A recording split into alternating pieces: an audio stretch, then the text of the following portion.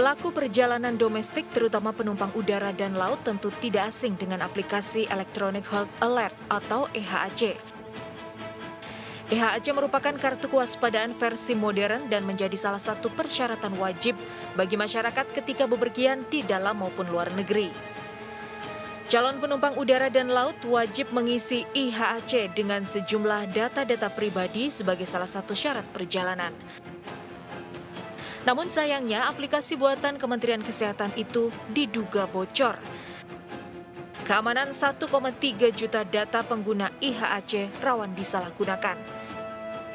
Kebocoran data pengguna IHAC pertama kali diungkap peneliti keamanan siber dari VPN Mentor yang menyebut aplikasi IHAC tidak memiliki protokol keamanan memadai, sehingga mudah ditembus pihak tak bertanggung jawab. Dugaan kebocoran data terjadi pada aplikasi IHAC versi lama yang diunduh melalui Google Play Store maupun Apple Store. Untuk itu, Kementerian Kesehatan meminta pengguna IHAC segera menghapus aplikasi dan sebagai gantinya bisa menggunakan IHAC yang terintegrasi di aplikasi Peduli Lindungi.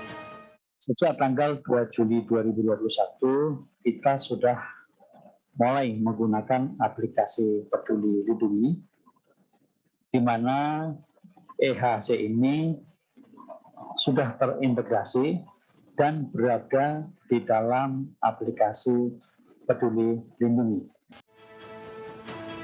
Saat ini aplikasi IHAC di Google Play Store telah dinonaktifkan.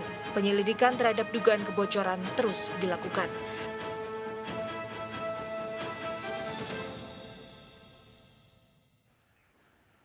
Data kesehatan warga bocor. Apa yang harus dilakukan agar data-data ini tidak disalahgunakan oleh orang yang tidak bertanggung jawab?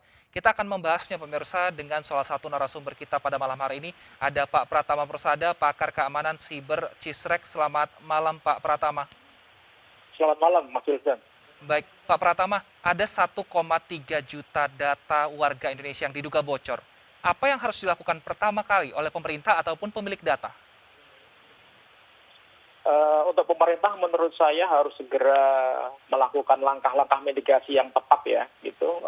Minimal mengamankan servernya, kemudian ngecek seluruh setelah keamanannya kira-kira dari mana bocornya, kemudian melakukan langkah-langkah pengamanan yang lebih kuat. Tetapi yang jadi masalah adalah datanya sudah terlanjur bocor. Kalau data sudah terlanjur bocor, tidak bisa ditarik lagi. Itu yang jadi masalah.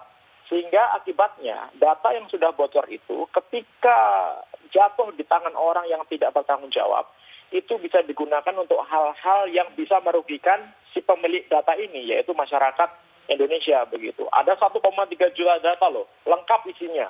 Mulai dari tanggal lahir, NIK, kemudian ada paspor, ada alamat dan lain-lain begitu.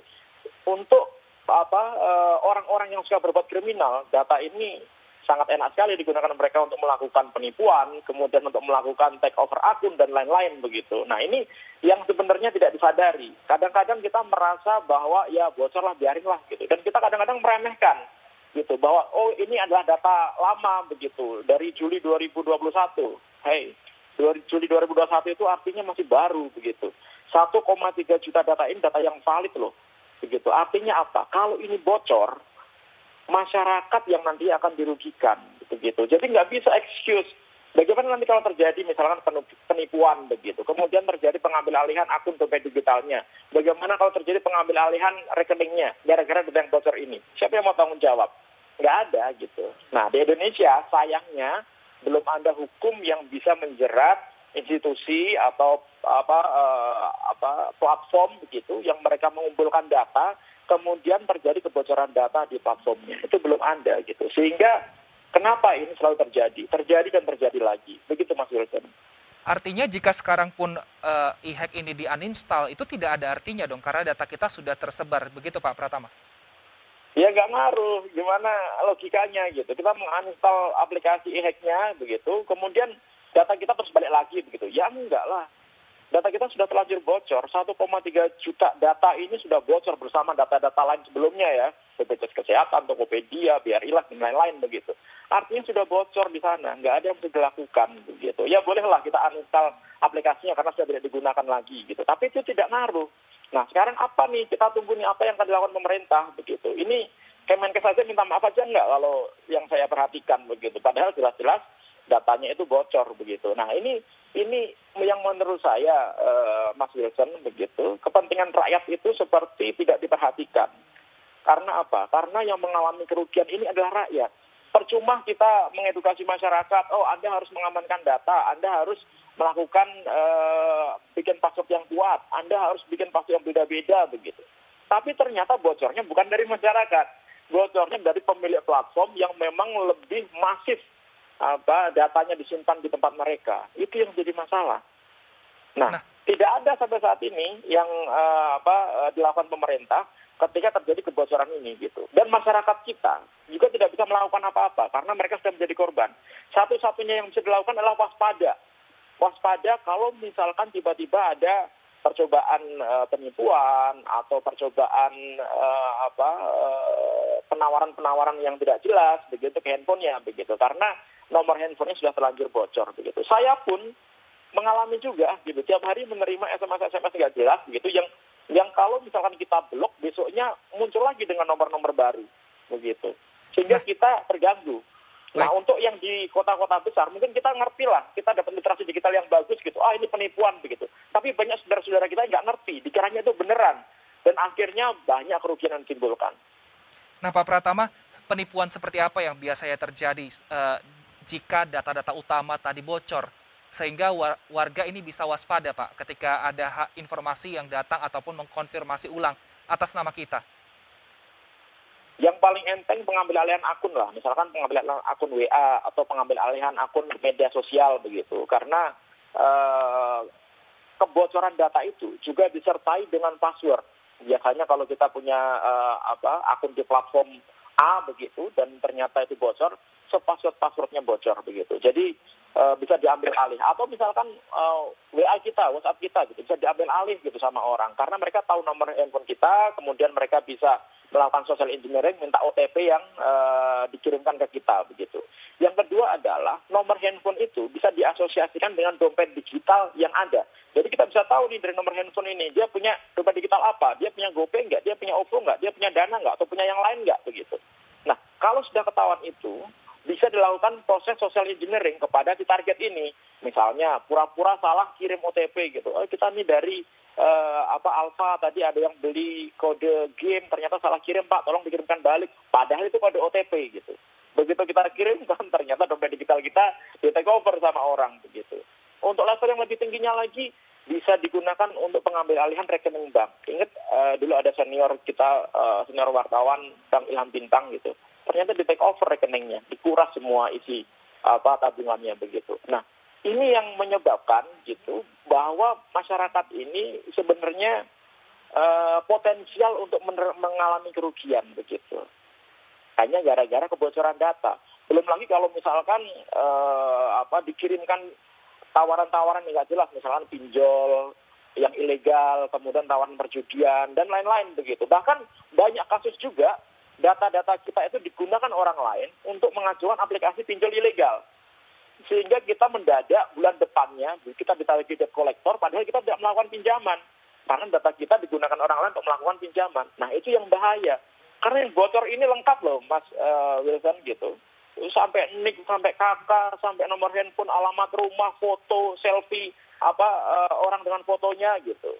Nah ini data-data yang enak sekali digunakan untuk melakukan penipuan. Oleh karena itu, menurut saya pemerintah harus tanggung jawab lah. Pemilik data penyimpan data itu harus tanggung jawab lah jika ada kejadian kebocoran di platformnya begitu. Oleh karena itu, undang-undang perlindungan data pribadi ini harus segera disahkan.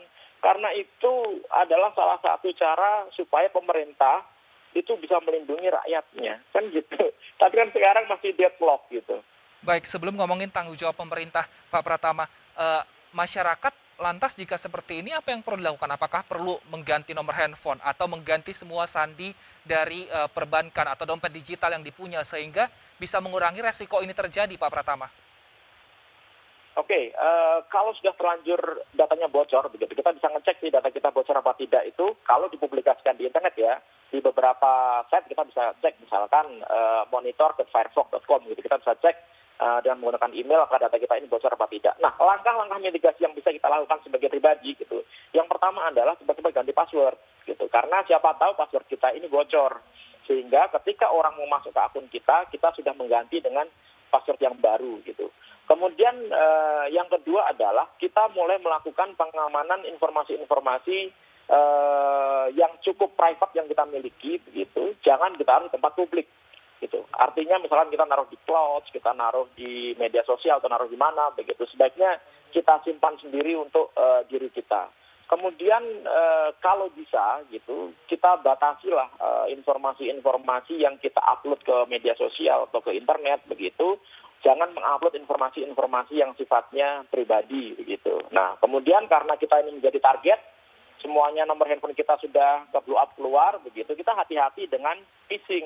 Phishing itu menyamar misalkan dengan penawaran, ini ada gebiar kita, hadiah 1 juta gitu, silahkan klik link ini gitu, misalkan contoh seperti itu gitu. Nah, kita jangan cepat percaya terhadap link-link yang dikirimkan ke kita gitu, karena bisa jadi itu link phishing yang nanti bisa melakukan instalasi malware ke device kita atau mengambil kredensial atau username password yang kita miliki begitu.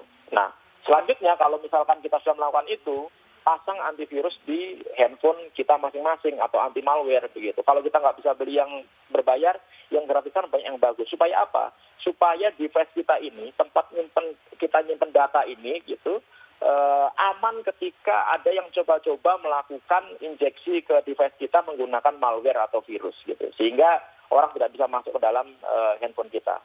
Antara lain seperti itu, Mas Wilson. Baik, kita kembali lagi ke tanggung jawab pemerintah. Saat ini data sudah tersebar, entah siapa yang memiliki, mungkin orang yang tidak bertanggung jawab atau siapapun.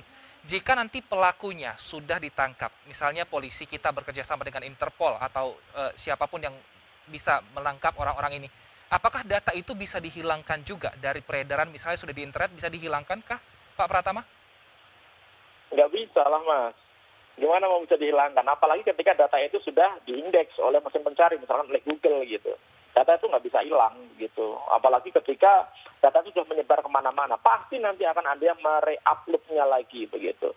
Nah, yang dilakukan sekarang ini kan mengejar si pencuri data, ya kan? Kita punya Undang-Undang ITE pasal 30 gitu. Kalau misalkan melakukan peretasan, data yang ilegal begitu bisa kena pasal Undang-Undang ITE ini begitu. Tapi tidak ada satupun pasal begitu yang memberikan hukuman berat ketika kesalahan itu disebabkan si pemilik platform ini lemah sistemnya. Ini nggak ada. Gitu. Baik. Padahal hackers belum tentu hackersnya pintar. Hackernya biasa-biasa saja sebenarnya. Tapi begitu mereka tahu, ini ada sistem yang lemah nih. Ternyata gampang gitu. Ya kan? Ternyata dia bisa nyuri datanya. Nggak ada di hukumannya nih. Padahal gara-gara dia lemah, data masyarakat ini bocor gitu. Nah, ini yang jadi masalah. Nanti mungkin Pak Adib bisa menjelaskan itu. Nah, ini masalah yang akan terus berulang jika kita tidak punya peraturan begitu yang kuat gitu, yang ada sanksi hukum yang kuat. Bagaimana kita bisa memaksa para pemilik platform ini, penyelenggara sistem elektronik ini, supaya mereka mau mengamankan data sistemnya masing-masing. Sehingga data masyarakat bisa dilindungi dengan baik. Gitu, Mas Vincent.